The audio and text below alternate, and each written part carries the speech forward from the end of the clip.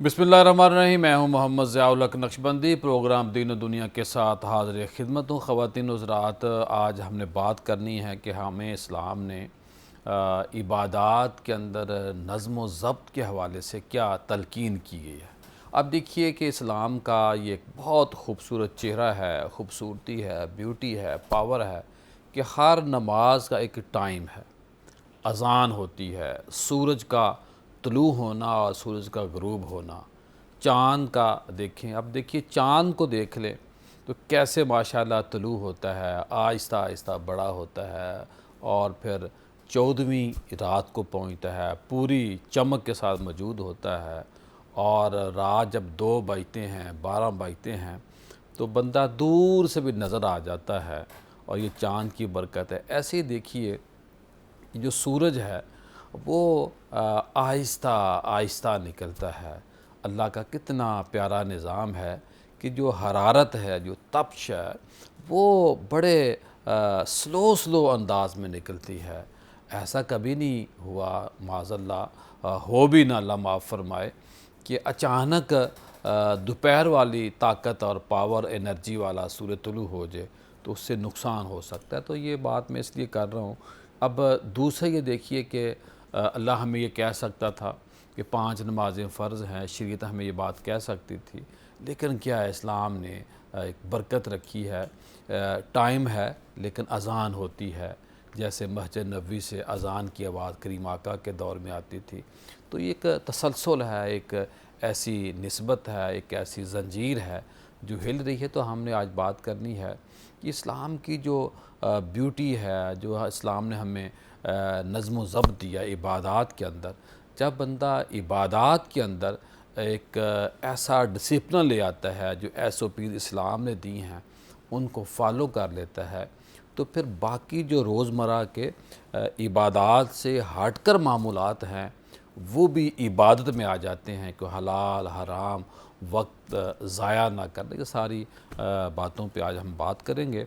हमारी आज बड़ी खुशबख्ती है कि हमारे बहुत ही सीनियर, मेहरबान और हमेशा प्यार देने वाले, इज़्ज़त देने वाले और छोटों से शफ़क़त का बर्ताव करने वाले हज़रत अल्लामा मोहम्मद कासिम अलवी साहब मौजूद हैं। माशाअल्लाह साल साल से मदीना शरीफ ज़्यादा आपका क़याम रहता है।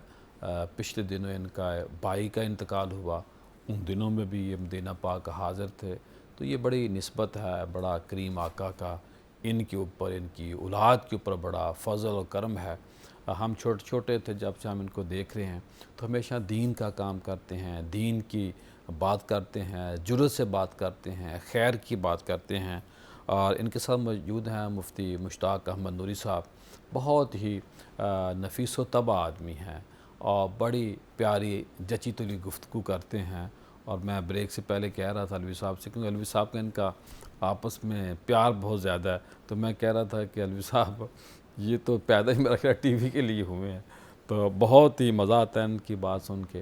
और मेरे जो तीसरे मेहमान हज़रत डॉक्टर पीरज़ादा तारक साहब मौजूद हैं और बहुत ही अच्छा काम है, सीरत पे दिन रात काम कर। अल्लाह मेरे तीनों मेहमानों को सलामत रखे, तीनों मेहमानों के दीन के लिए, इस्लाम के लिए खिदमात को कबूल करें।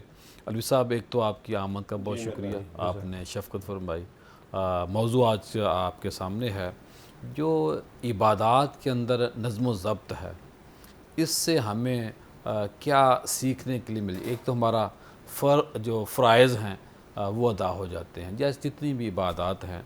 साथ इसके ऊपर हमने बात ये करनी है कि दुनियावी एतबार से हमें क्या रहनुमाई मिलती है, क्या फ़ायदा होता है, दूसरों को हम क्या इससे सबक देने के लिए बता सकते हैं कि अगर हम फ़राइज़ अदा करते हैं तो इसकी अहमियत क्या है, इसका फ़ायदा क्या है, क्या फ़रमाएँगे? बिस्मिल्लाहिर्रहमानिर्रहीम। सबसे पहले मैं A1 न्यूज़ की टीम का और अपने मखदूम मोहतरम क़िबला पीर ज़ियाउल हक नक्शबंदी साहब का इस चैनल की वसातत से शुक्रिया अदा कर रहा हूँ कि जिन्होंने आज सबसे अहम मौजू पर गुफ्तगू का मौका दिया है। अल्लाह ताला ने मुस्तफ़ा करीम सल्लल्लाहु तआला वसल्लम की उम्मत को खैर उम्मत कहा है। اور یہ اس امت کے لیے بہت بڑا اعزاز ہے کہ جس کا ٹائم ٹیبل بھی اللہ کریم نے خود نازل فرمایا ہے۔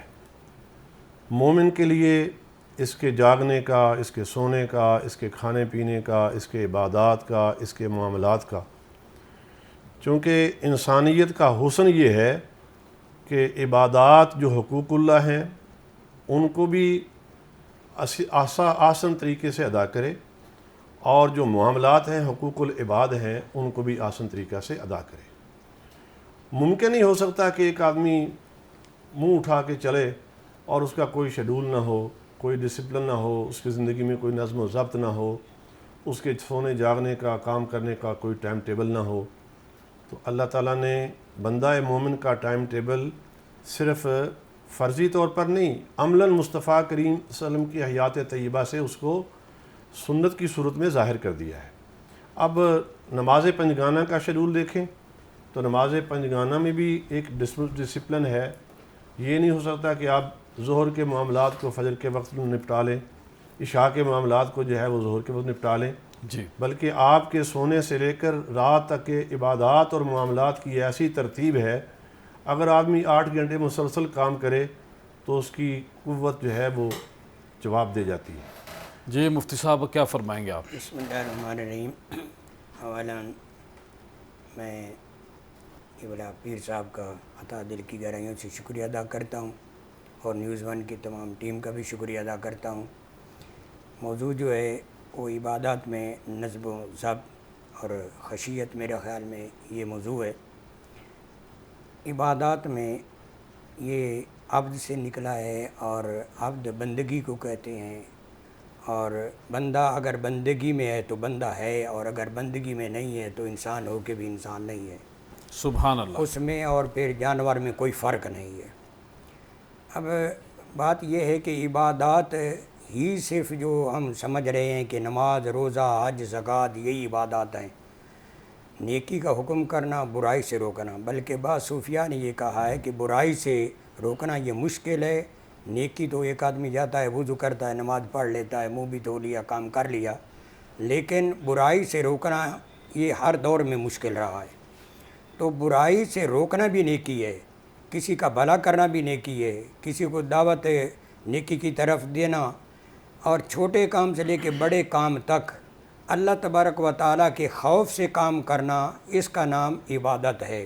اور اگر اللہ کا خوف اور ڈر نہیں ہے تو پھر عبادت نہیں ہے، صرف جو ہے وہ پھر ہم روٹین میں سالہ سال ہو گئے جو ہے نماز پڑھتے ہوئے، آج تک ہمیں جو ہے اس کے اندر خشوع خضوع بھی نہیں پیدا ہوا، اور اس کے اندر ہم جو ہے اسی روٹین کے اندر پڑھ کے جناب اس کے ایک وصال کی نماز نہیں ہے، ہم روزانہ کی نماز کے لحاظ سے پڑھ لیتے ہیں۔ جی، رہ گئی بات نظم و ضبط کی، تو نظم کے معنی پرونے کے ہیں، اکٹھا کرنے کے ہیں، اور ایک لڑی میں آنے کے ہیں، اور ضبط کے معنی روکنے کے ہیں، یعنی اپنے آپ کو ان امور کے اندر جن کے اللہ تبارک و تعالیٰ جن کے اندر ہمیں پرو دیا، رکھ دیا ہے، اس کے اندر آ جانا، اور جن سے روک دیا ہے اس سے روک جانا، یہ نظم و ضبط ہے۔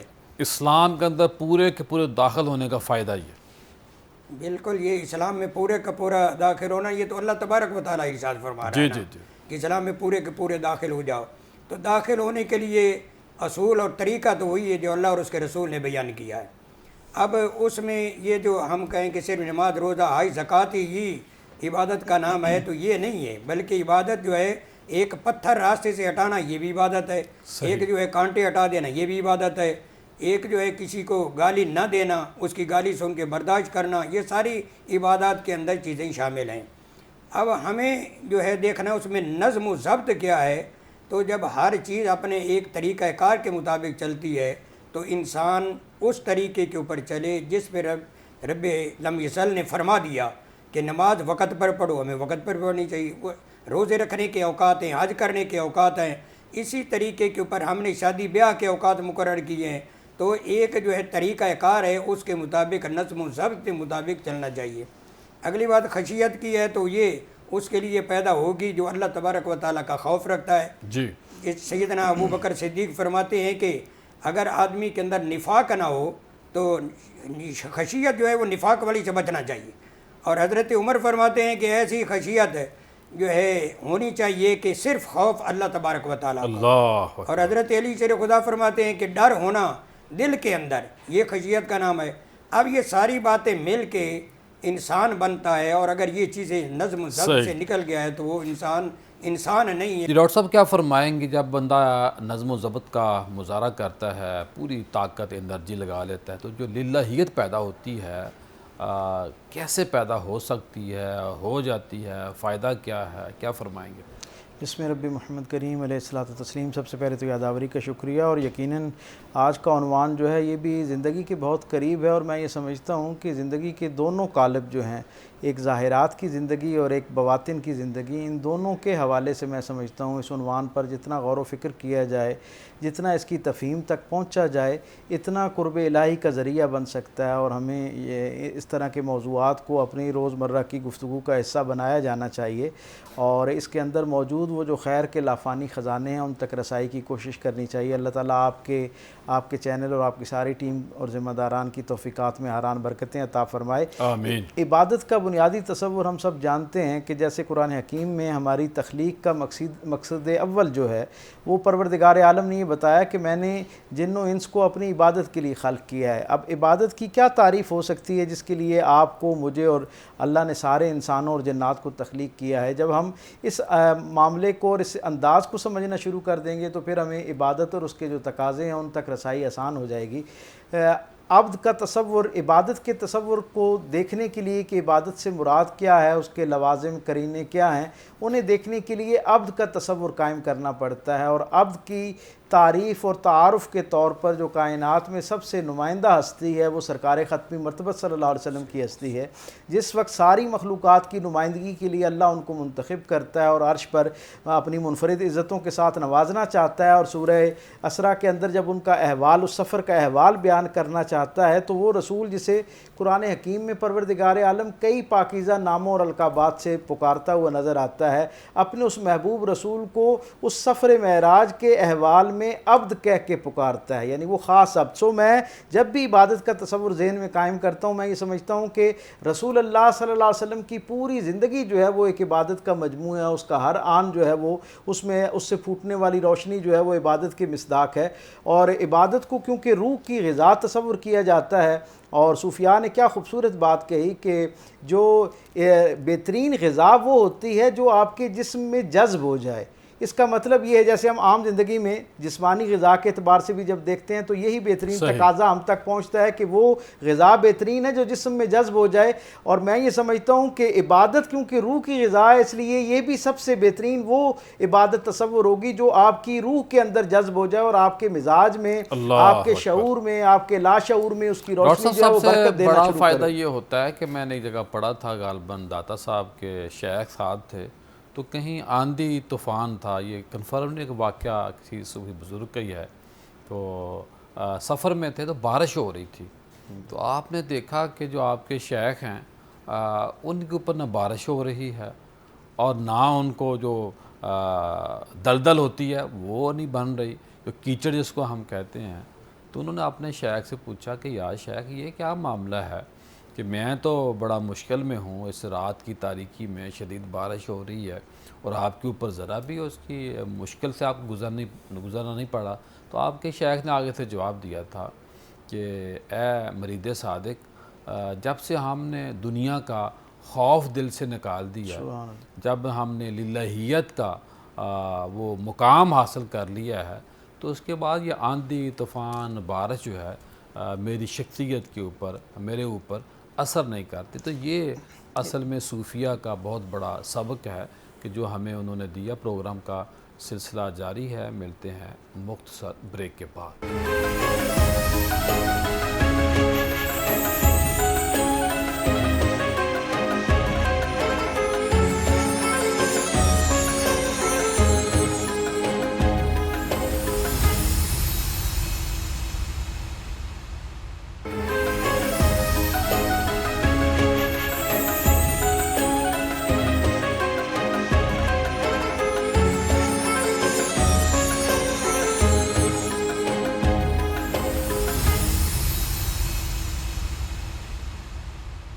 بریک کے بعد خوش آمدید خواتین و حضرات. آج ہم بات کر رہے ہیں کہ ہماری جو عبادات ہیں یہ ہمیں زندگی گزارنے کا سلیقہ طریقہ کیا بتاتی ہے.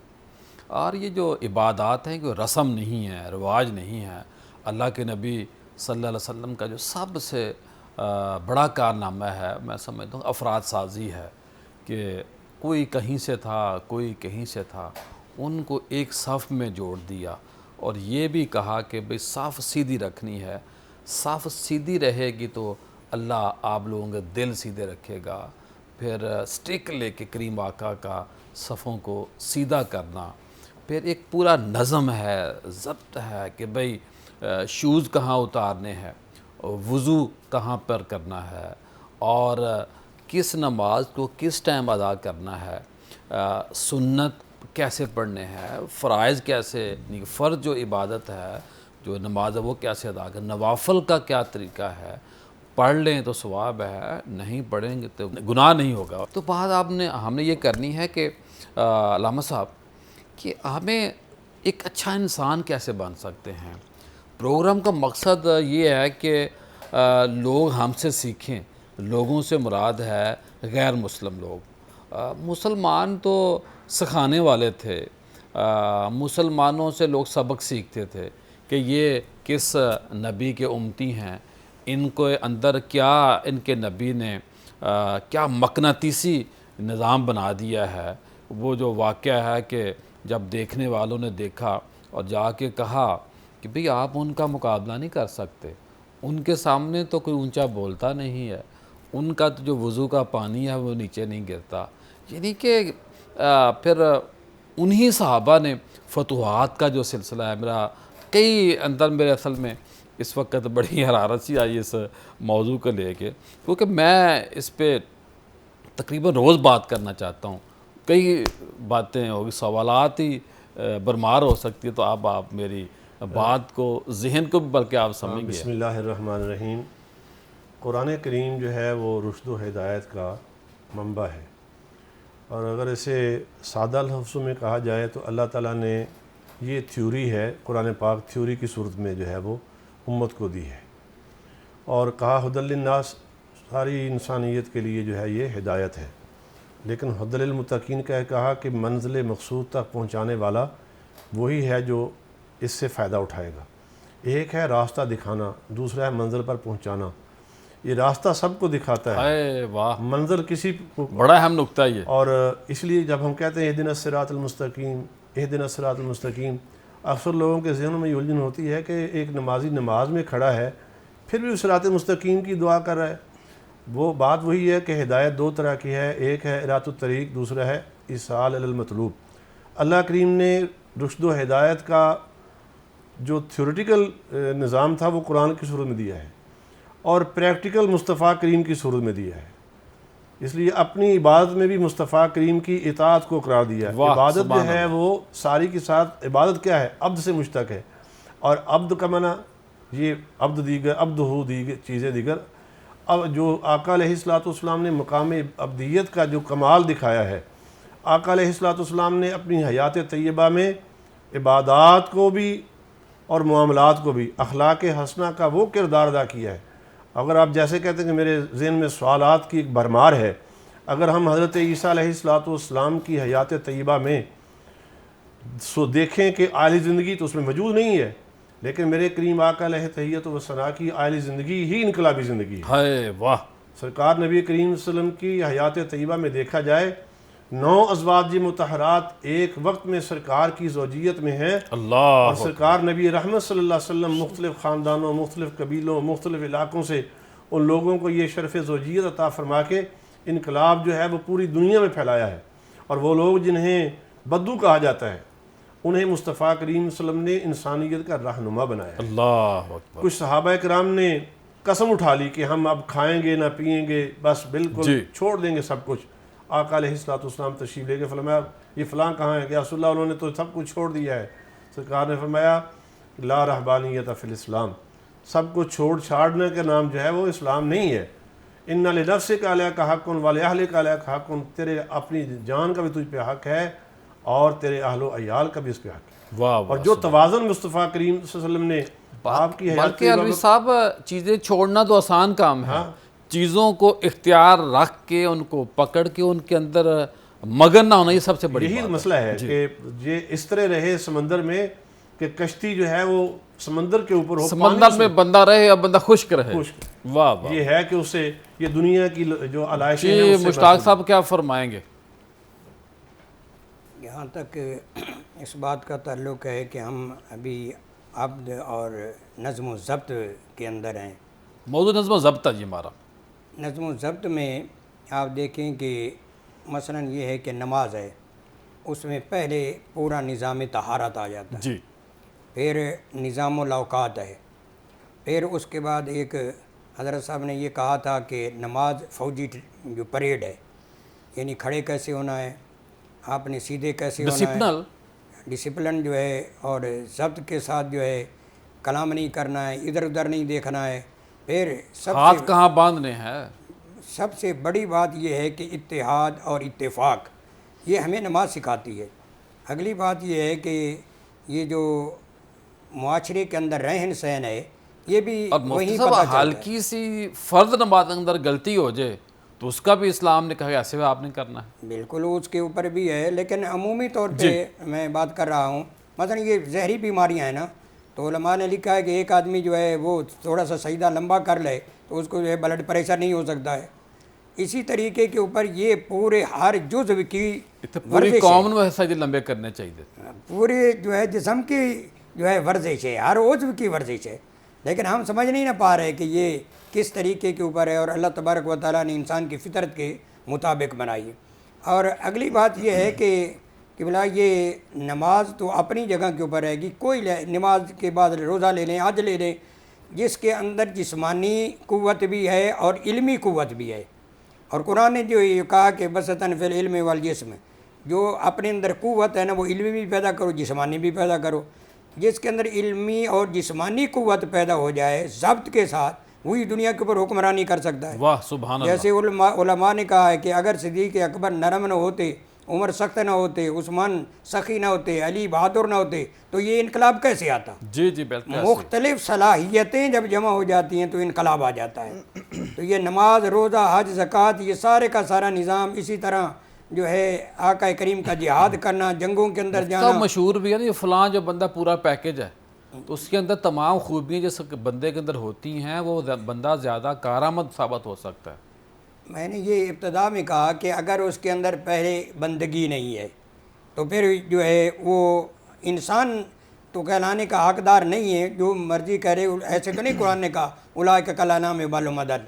تو قرآن نے آخر کہا انسان تو وہ ہے جو ایک نظام کے تحت ہے، اور جب وہ نظام سے نکل جائے گا تو پھر وہ کس طریقے کے اوپر ہوگا. کافر تو ٹھیک ہے کہ انسان ہونے کے ناطے ہیں، لیکن قرآن نے کہا کہ یہ مردہ ہیں، حالانکہ وہ چلتے پھرتے ہیں، وہ دیکھتے ہیں. قرآن کہہ رہا ہے وہ اندھے ہیں، حالانکہ وہ دیکھتے ہیں. تو یہ ساری کی باتیں جو ہیں یہ ان کے لیے پیغمبر کی بات کو نہ ماننا اور اللہ کو ایک نہ ماننا، رسول کی اطاعت نہ کرنا، تو یہ انسان نہیں بلکہ وہ جانور ہیں. اس بنا کے اوپر جو ہے کہا گیا ہے کہ بندہ جو ہے وہ بندگی میں آئے.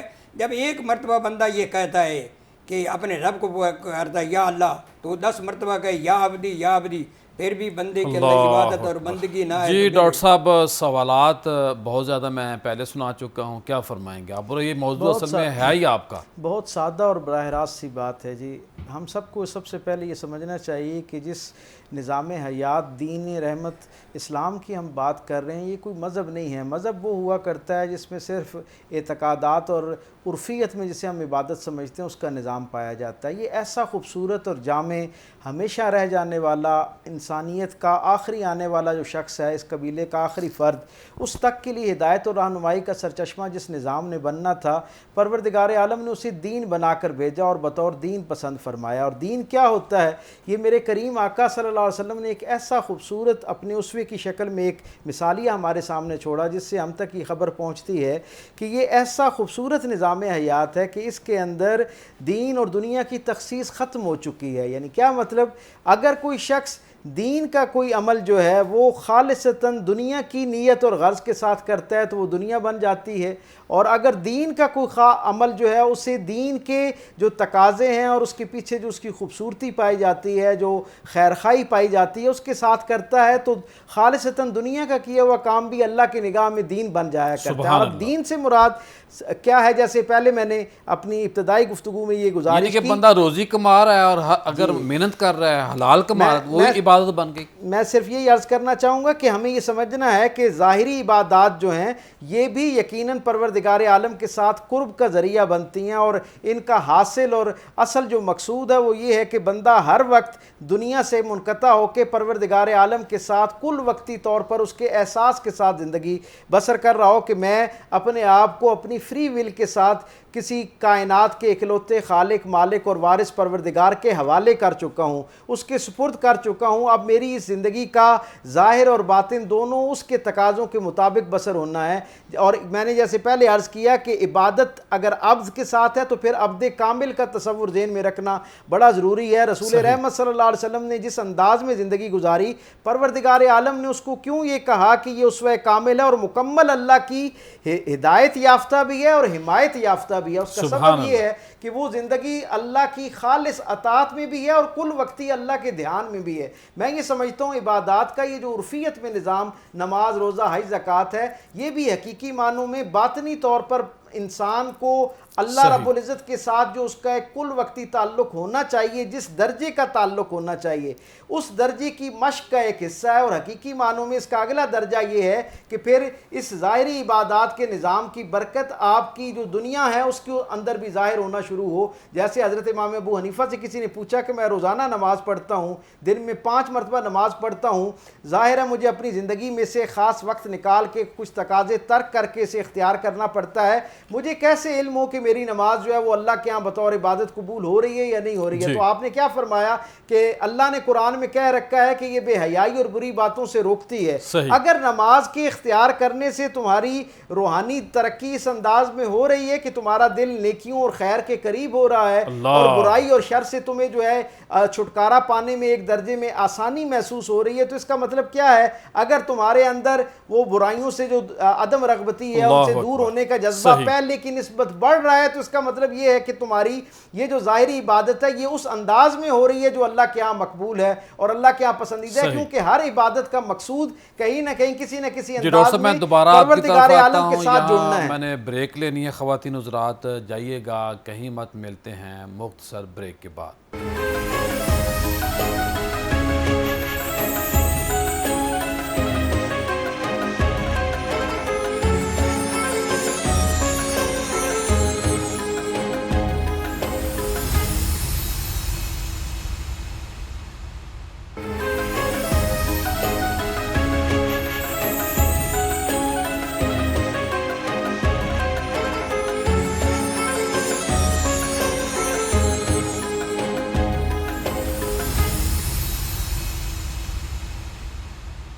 بریک کے بعد خوش آمدید خواتین حضرات۔ آج ہم بات کر رہے ہیں کہ اسلام نے جو ہمیں عبادات دی ہیں، جو ہم نماز، حج، روزہ، زکوٰۃ، فرائض، نوافل، سنت اور رہن سہن، اٹھنا بیٹھنا، کھانا پینا، ان تمام چیزوں کے بارے میں اسلام نے ہمیں طریقہ سلیقہ بتایا ہے۔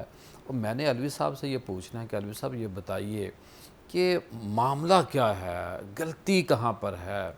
ہم وہ نہ انسان بن رہے ہیں، ہمیں شور اتارنے کا طریقہ نہیں آتا، ہمیں معذرت کے ساتھ واش روم جانے کا طریقہ نہیں آتا، ہمیں سڑکوں پر چلنے کا طریقہ نہیں آتا، ہمیں گھر کے صحن کو تو صاف کرنے کا طریقہ آتا ہے، لیکن گھر کے سامنے جو چند فٹ کا روڈ ہے اس کو صاف کرنے کا طریقہ نہیں آتا، ہمیں عزت لینے کا تو طریقہ آتا ہے، عزت دینے کا طریقہ نہیں آتا۔ مجھے اپنی اولاد تو پیاری ہے، دوسرے کے بچوں کو ہم اور طرح کی نگاہ سے دیکھتے ہیں۔ اللہ کے نبی نے تو یہ فرمایا تھا کہ مومن وہ ہے جس کے ہاتھ سے زبان سے دوسرے مومن محفوظ رہیں۔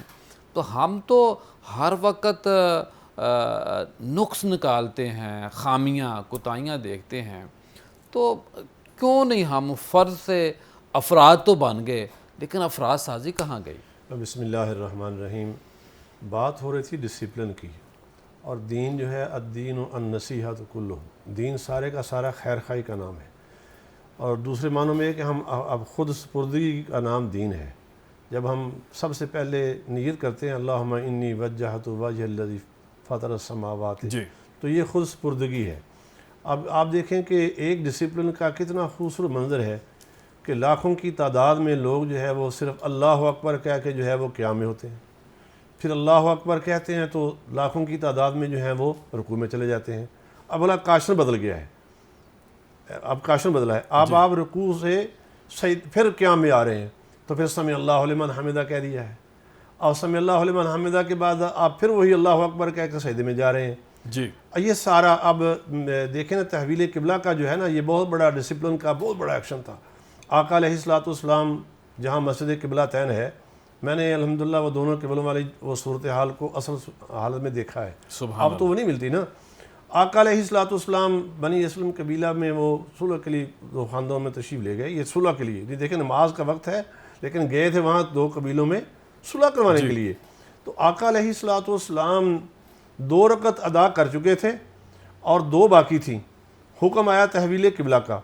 آقا علیہ الصلوۃ والسلام نے فوراً جو ہے وہ مسجد اقصیٰ سے رخ بدلا اور جو ہے وہ بیت اللہ کی طرف کر دیا.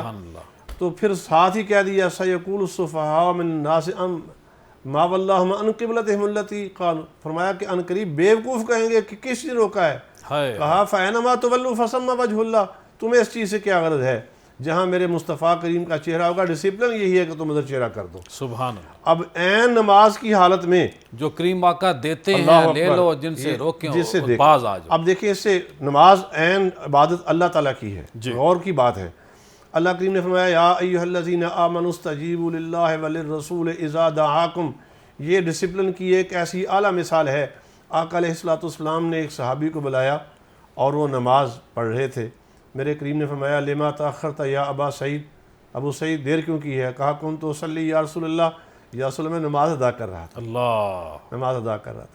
تو سرکار نبی رحمۃ اللہ نے فرمایا کیا تو نے یہ نہیں سنا ہے؟ تو اس پہ حضور ضیاء الحمد نے لکھا ہے، جب کریم آقا آواز دے تو دوڑو. حضور ضیاء الحمد نے تفسیر ضیاء القرآن میں لکھا ہے کہ یہاں دعوت دینے والے 2 ہیں، استجیبوا للہ وللرسول، اور اس کے بعد جو دعا کا صیغہ ہے مفرد ہے. صحیح، دعا کا صیغہ مفرد ہے کہ اللہ اور اس کا رسول اذا دعاکم، جب وہ تمہیں بلائے. تو معنی یہ ہے کہ دعوت الرسول وہ دعوت اللہ ہے، رسول کا بلانا ہی اللہ کا بلانا ہے. اور پھر فرمایا کہ حکم یہ ہے کہ تم نماز میں نبی بلائے نماز کو وہیں روک دو جہاں چھوڑی ہے. نبی حکم دے بازار میں کام کر کے آؤ، کام کر کے پھر حکم کیا ہے کہ نماز کہاں سے کہے کہ جہاں سے چھوڑی تھی وہیں سے اس کو. یہ ہے ڈسپلن.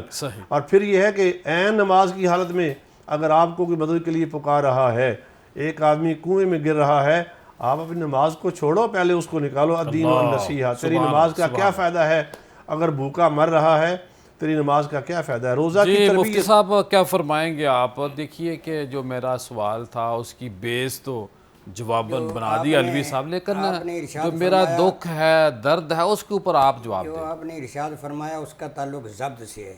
خیر الناس من ینفع الناس، بہترین شخص وہ ہے جو لوگوں کے لیے فائدہ مند ہے.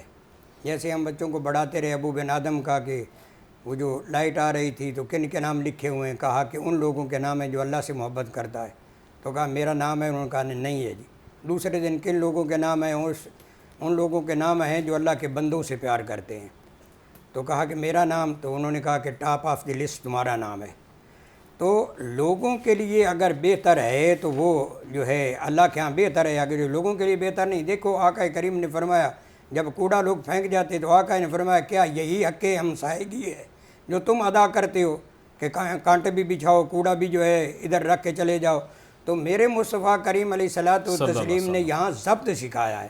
اور ضبط کا تعلق کیسے ہے؟ قرب الہی سے ہے. اور وہ کیسے ملتا ہے؟ وہ ملتا ہے روحانیت سے.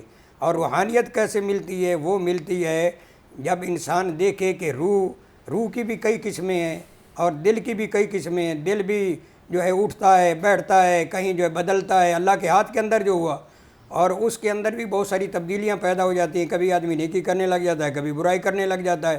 اور اس کے لیے بھی علماء نے لکھا ہے. ہم بچپن میں بھی جو ہے سنتے تھے, وہ 2 کتابیں پڑھائی جاتی تھیں. پیر صاحب میں اگر موضوع سے ہٹنا چاہوں جی فرمائیے. وہ پکی روٹی اور کچی روٹی پڑھائی جاتی تھی. اس کی ابتدا میں سوالان اور جواباً پڑھایا جاتا تھا. اس کے اندر ایک سوال یہ تھا کہ جو کوئی پوچھے تیرا ایمان بیٹھا ہے یا کھلوتا ہے, تو آکھ جی جے دے وچ حیا ہے او دا ایمان بیٹھا ہے, جے دے وچ حیا نہیں او دا ایمان کھلوتا ہے. کیا بات ہے. تو اسی طریقے کے اوپر ہم جو ہے حقیقت کے اندر ضبط ہمارے اندر نہیں ہے, اور اگر ضبط آ جائے اور ہم سمجھ جائیں کہ یہ نیکی ہے یہ برائی ہے, اور نیکی کا نتیجہ کیا نکلنا ہے, برائی کا نتیجہ کیا نکلنا ہے, قرب الہی سے دور کیسے ہو جانا ہے, تو پھر ہم اس لائن کے اوپر آئیں گے کہ یہ سارے امور ہم سر انجام دیں جو انسانیت کے لیے فائدہ مند ہوں. اور جہاں تک اس بات کا تعلق ہے کہ ضبط کے لیے ہم اگر جو ہے خود آگے نہیں نکلیں گے, ہم کہتے تو ہیں لیکن خود عمل نہیں کرتے. میں اگر جھاڑو گھر میں سے صفائی کرا لیتا ہوں, باہر نہیں کراتا. میں اگر جو ہے کہتا ہوں کہ مجھے لوگ پوچھنے کے لیے آ جائیں, اگر کوئی بیمار ہو جائے تو میں پوچھنے کے لیے نہ جاؤں. تو جو اپنے اوپر لاگو ہوتا ہے نا وہ دوسروں کے اوپر کر دینا چاہیے, لیکن ہم جو ہے وہ 2 نمبری کرتے ہیں. اس لیے چاہیے کہ ہم لوگوں کے لیے وہی کچھ کریں. جیسے آپ نے یہ فرمایا کہ یہ ہے کہ لوگ جو ہیں وہ کیوں اس طرف نہیں آتے. جی اصل بات یہ ہے جی, لوگوں کا نہ آنا اس بنا کے اوپر ہے کہ ایک تو واقعی ڈسپلن نہیں ہے اور ایک ضبط نہیں ہے. مطلب یہ ہے کہ میں اشارے پہ رک جاتا ہوں, میں کمزور ہوں, میں اشارے پہ رک گیا. ایک آدمی جا رہا ہے وہ نہیں روک رہا ہے, وہ کمزور نہیں ہے, اس کو پتہ ہے کہ میں اگر اس کو خلاف ورزی کروں گا تو کیوں کر رہا ہوں. ایک تو قانون کی پاسداری ہونی چاہیے, سختی ہونی چاہیے, قانون پہ عمل ہونا چاہیے, اور دوسرا اخلاقی تربیت ہونی چاہیے. آج اخلاقی تربیت نہیں ہے, اور ڈنڈا بھی ہونا چاہیے تگڑا سا. بالکل جناب, حضرت عمر کا کوئی غلام ہونا چاہیے. بغیر اس کے تو ہو سکتا ہی نہیں ہے نا. ہم کہیں کہ جی قانون کسی کے غریب کے لیے اور امیر کے لیے اور ہو, میرا خیال ہے ان جیسا تو اب کوئی آ نہیں سکتا, لیکن جو ان کا بنایا ہوا ضابطہ قانون اس کو ہم فالو کر لیں. جی ڈاکٹر صاحب کیا فرمائیں گے آخر میں آپ؟ بہت سادہ سی بات جی, ہم سب جانتے ہیں کہ دین کا جو ٹوٹیلٹی میں ایک نظام ہم تک پہنچتا ہے وہ قربت اللہ کی خواہش اور تربیت پر سارا مشتمل ہے.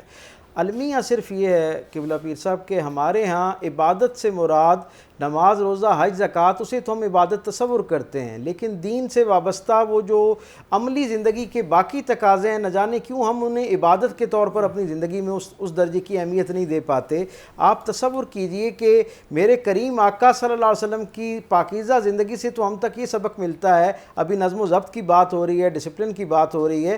رسول اللہ صلی اللہ علیہ وسلم کی پوری زندگی کے اندر, میں ایک سیرت کے طالب علم کے طور پہ 50 برس کے اس مطالعے کے نتیجے میں اس کا حاصل اپنے سامعین اور ناظرین کے سپرد کر رہا ہوں. آپ 50 سال کے ہو گئے. حضور کی پوری زندگی جو ہے اس میں ایک مرتبہ بھی ایسا نہیں ہمیں نظر آتا کہ حضور نے کسی چیز کے لیے کوئی وقت مقرر کیا ہو اور بغیر کسی وجہ کے اس وقت پر اس کام کو نہ شروع کیا ہو یا اس کو مکمل نہ کیا ہو. ہم حضور سے محبت کا اظہار تو بہت کرتے ہیں بحمدی تعالیٰ, اس کا اپنا جو ہے وہ ایک برکت ہے اور اس کے فوائد ہیں, اس کی اہمیت سے کون ذی شعور انکار کر سکتا ہے. لیکن ہم میں سے کون ایسا شخص ہے جو یہ نہیں جانتا کہ رسول رحمت کے مزاج کے اندر نظم و ضبط کی کیا اہمیت موجود ہے, کہ سرکار ختمی مرتبہ صلی اللہ علیہ وسلم طبیعت کی ناسازی کے باوجود جب ایک بات کو طے کر لیتے ہیں کہ سفر اختیار کرنا ہے تو اصحاب کے یعنی اشارتاً ایک رائے دینے کے باوجود کہ حضور آپ کی طبیعت ناساز ہے کچھ وقت توقف کر کے نکلتے ہیں. میرے کریم آقا صلی اللہ علیہ وسلم کیا ارشاد فرماتے ہیں کہ جب ایک وقت طے کر دیا ہے تو اللہ کے ہاں یہ بندے کی طرف سے ایک پسندیدہ بات کے طور پر شمار کی جانے والا یہ عمل ہے کہ کوئی شخص اپنے وقت پر جو ارادہ کر لے اسے اس وقت پر شروع کرے اور اس وقت پر اس کو مکمل کرے. ہمارے ہاں آپ خود تصور کر لیجئے کہ نماز روزہ حج زکوٰۃ جو ہے اس کے لیے بحمدی تعالیٰ کتنی بہترین تربیت موجود ہے سورج اور چاند کے ساتھ جو ہماری ترتیب ہے. لیکن وہی امت جو مسجد کے اندر کس اعلیٰ درجے کے نظم و ضبط کے ساتھ, جیسے ابھی قبلہ فرما رہے تھے کہ وہ رکوع اور سجود کا اہتمام کرتی ہے, وہی لوگ جب مسجد کے دروازے پہ باہر پلٹتے ہیں تو آپ تصور کیجئے کہ جوتے پہننے کے مرحلے میں زندگی میں آگے جا کر اس ڈسپلن سے کیا برکت لینی ہے. یہ جو ایک مشق جس سے تبدیلی نہیں آ رہی جی وہ اس کا سبب یہی ہے نا کہ ہم نے مسجد کے اندر اس ڈسپلن کو تو عبادت تصور کر لیا ہے, لیکن مسجد سے باہر نکل کر اشارے پہ رکنا جو ہے, دوسرے کے لیے راستے کو کشادہ کرنا, کسی اور کی تکلیف یا اس سے خوشگمانی کا اظہار کرتے ہوئے کہ شاید اسے کوئی مجبوری ہے, اس کے لیے کسی درجے کی آسانی پیدا کرنا, میں سمجھتا ہوں اسے کیونکہ ہم نے اس انداز میں عبادت کے درجے پہ نہیں تصور کر رکھا، اس وجہ سے ایک بہت بڑا طبقہ جو دین سے بہت اعلانیہ محبت کرتا ہے، اس پر عمل کرنے کی بھی کوشش کرتا ہے، وہ مسجد کے اندر جو عبادات کا ایک نظام ہے اس کو تو پورے خشوع و خضوع کے ساتھ، اہتمام کے ساتھ اس کو جو ہے وہ ادا کرتا ہوا نظر آتا ہے۔ رکعتوں کی تعداد پر بھی اس کا دھیان ہوتا ہے، تلاوت کی آیات پر بھی دھیان ہوتا ہے، لیکن اس ساری مشق کے اندر وہ جو رجوع اللہ ہے اور اللہ کی مخلوق کے ساتھ انسان کا جو معاملہ ہے اس میں جو احتیاطیں اور ایک عادت بنانے کے لیے اس ڈسپلن سے گزارا گیا تھا، اس مشق سے گزارا گیا تھا، اس کی طرف کیونکہ تصور قائم نہیں ہوتا، محراب و منبر سے بھی معذرت کے ساتھ اس انداز میں اس کی یہ جو خوبی ہے عبادات کا ظاہری نظام کے اندر جو خوبی ہے اس کا نہیں بیان کیا جاتا، نتیجہ یہ ہوتا ہے کہ عملی زندگی میں اس کا نتیجہ نظر نہیں آتا۔ ڈاکٹر صاحب بہت شکریہ، بڑی مہربانی، ہماری مجبوری ہے، ٹائم کا ایشو ہوتا ہے۔ خواتین حضرات، آج موضوع آپ کے سامنے تھا، ہم نے اچھا انسان بننا ہے، اور اچھا انسان جب بندہ بنتا ہے تو پھر پیر کرم شاہ صاحب جیسا بزرگ بن جاتا ہے جن کو لوگ ضیاء الامت کے نام سے پکارتے ہیں۔ آج لاہور شہر کے اندر ضیاء الامت سیمینار ہوا، اس سیمینار کے جو کرانے والے ہیں، جو من جانب ہم لکھتے ہیں بولتے ہیں، چشم برا جو تھے حضرت مولانا احسان الحق صدیقی صاحب تھے، مفتی عمران انور نظامی صاحب تھے جو جامع مسجد پاک پتن شریف دربار شریف مسجد اس کے خطیب ہیں، اور ماشاءاللہ اس پروگرام کی جو صدارت ہے حضرت پیرزادہ میجر محمد ابراہیم شاہ صاحب نے کی ہے، اور خصوصی طور پر جو شرکت ہے ڈاکٹر پیر سید حبیب عرفانی صاحب موجود تھے ماشاءاللہ، حضرت دیوان احمد مسعود صاحب پاک پتن کے جو ولی عہد ہیں وہ وہاں موجود تھے ماشاءاللہ، ڈاکٹر کامران خضر نشاہی صاحب، ڈاکٹر خضر نشاہی صاحب کے صاحبزادے موجود تھے، اور ماشاءاللہ اس کے علاوہ مفتی انتخاب صاحب موجود تھے، حسیب قادری صاحب موجود تھے، مفتی عمران صاحب حنفی صاحب موجود تھے، اور ہمارے جو مہربان حضرت قاسم علوی صاحب وہ بھی ماشاءاللہ موجود تھے۔ تو پیر کرم شاہ صاحب کا بہت بڑا کام ہے، ضیاء القرآن کو دیکھ لیں، ضیاء النبی کو دیکھ لیں، دو کام یہ بہت بڑے ہیں، لیکن اس کے علاوہ جو بیرا شریف کی برانچز ہیں، جو مدارس ہیں، وہ بہت بڑا کام ہے۔ اب ضیاء الامت جو فاؤنڈیشن بنی ہے وہ الگ سے ماشاءاللہ کام کر رہی ہے، تو یہ سارا خیر کا کام ہے۔ انشاءاللہ کل دوبارہ ملاقات ہوگی۔ السلام علیکم۔